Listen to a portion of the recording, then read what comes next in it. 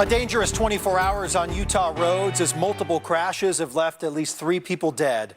First, a fatal crash in Salt Lake City caused by 2 suspected DUI suspects after a cross-county pursuit by law enforcement. Thanks so much for joining us tonight. Obviously on a little late due to football. Emine and Brian Schnee here with you. Fox 13 Spencer Joseph has more now from the scene, as well as what neighbors in the area say about it happening there in their Rose Park community. 500 north, 1200 west. We just got into a head-on collision. We are at 1200 west and about Ouray Drive. Send me medical. It's really hard to take in something like this. Vehicle 2, female is not conscious, breathing, or alert. Medical never putting up on CPR. A police chase of a suspected driver and passenger under the influence of alcohol ends in a deadly crash. The suspect truck slamming into a car of 2 innocent women, killing one and leaving the other in critical condition. The 2 DUI suspects only receiving minor injuries.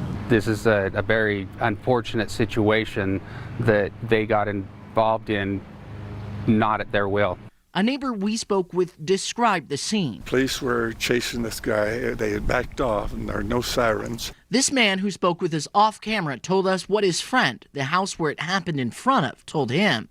He was facing in towards his garage and he heard this big bang, and the next thing he knew there was a small SUV that was came into his driveway and actually hit the front of his vehicle that was parked there. Police began pursuing the truck in Davis County. The vehicle is a gold, possibly 90s Ford pickup, cutting other vehicles off, speeding, unable to maintain a lane. At one point was doing about 100 miles an hour. Callers saying they could see the driver and passenger drinking. There were 2 males in the pickup passing a bottle of whiskey back and forth. A pack of beer also sitting next to the rolled over truck. The crash taking place only moments after the truck turned onto a residential street. Police tell us they take that into account.